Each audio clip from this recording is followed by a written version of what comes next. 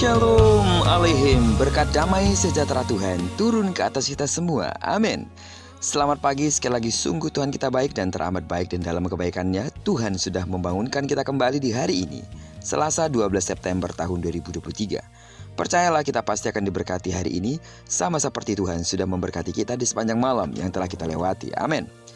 Baiklah, seperti biasa sebelum kita lebih jauh melakukan semua aktivitas kegiatan kita hari ini, mari kita landasi hidup kita terlebih dahulu dengan mendengarkan firman Tuhan dari pembacaan Alkitab 1 hari 1 pasal, dari pembacaan kitab 22 hari bersama kitab Wahyu. Dan hari ini kita sudah berada di hari yang ke-12, maka kita akan membaca kitab Wahyu pasal yang ke-12, ayat pertama sama dengan ayat yang ke-17. Judul renungan kita hari ini, dalam kemenangan pun kita harus tetap waspada. Sebagai ayat pengantar renungan ini, saya akan coba bacakan untuk kita ayatnya yang ke-10. Nyanyian kemenangan. Dan aku mendengar suara yang nyaring di sorga berkata, sekarang telah tiba keselamatan dan kuasa dan pemerintahan Allah kita dan kekuasaan Dia yang diurapinya, karena telah dilemparkan ke bawah pendakwa saudara-saudara kita yang mendakwa mereka siang dan malam di hadapan Allah kita. Sidang jemaat Tuhan, saudara dimanapun berada, dalam pasal yang ke-12 ini kita mendapati adanya nyanyian kemenangan para martir di surga. Dan Rasul Yohanes mengumandangkan tibanya kemenangan umat Allah dan kekalahan iblis. Kalau kita membaca dengan cermat pada pasal ini, maka kita akan menemukan ada dua hal yang paling menonjol dalam nyanyian kemenangan para martir di surga.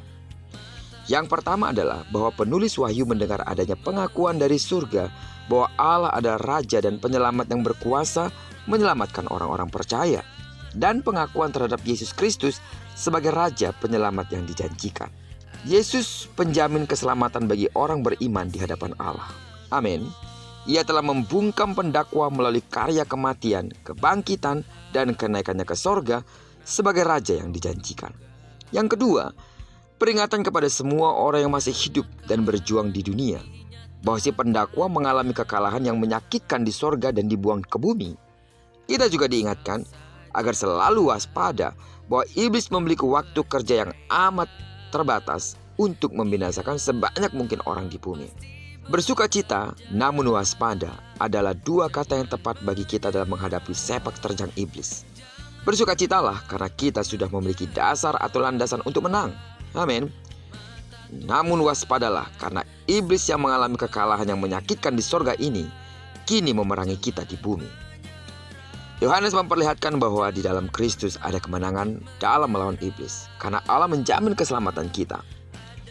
Yesus berkuasa memelihara, melindungi, dan menolong kita, sekarang dan kelak di dalam kekekalan.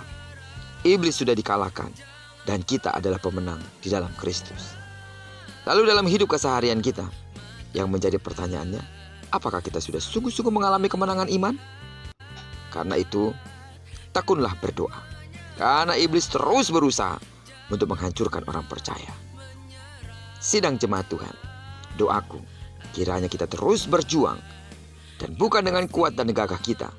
Selama kita mengandalkan Tuhan, bergantung sepenuhnya kepada Allah, iblis tidak akan pernah dapat menerobos atau menghancurkan kita.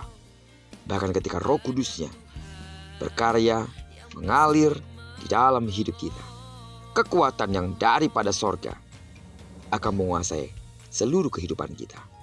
Apapun yang kita kerjakan, di mana dan kemana pun kita pergi, kita tahu kita tidak sendiri. Kemenangan bersama Kristus akan selalu menyertai hidup kita.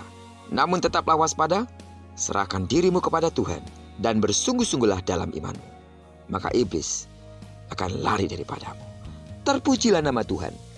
Diberkatilah kita di sepanjang hari ini, digenapi firman yang telah berjanji bahwa apa yang dikerjakan tangan kanan dan tangan kiri kita dibuatnya berhasil. Amin. Kemanapun kaki kanan dan kaki kiri kita melangkah, percayalah di sana pasti kemuliaan Tuhan akan dinyatakan. Jika bersatu musuh datang menyerang engkau, tapi karena kekuatan Allah seperti firman-Nya hari ini, maka musuhmu akan lari daripadamu. Bagi sedang jemaat Tuhan yang sakit secara fisik, dengarkanlah dalam nama Yesus, sembuhlah sesuai dengan takaran imanmu. Diberkatilah kita bersama dengan orang-orang kita kasihi, serta bersama dengan orang-orang yang kita cintai dimanapun mereka berada. Terpujilah nama Tuhan. Shalom.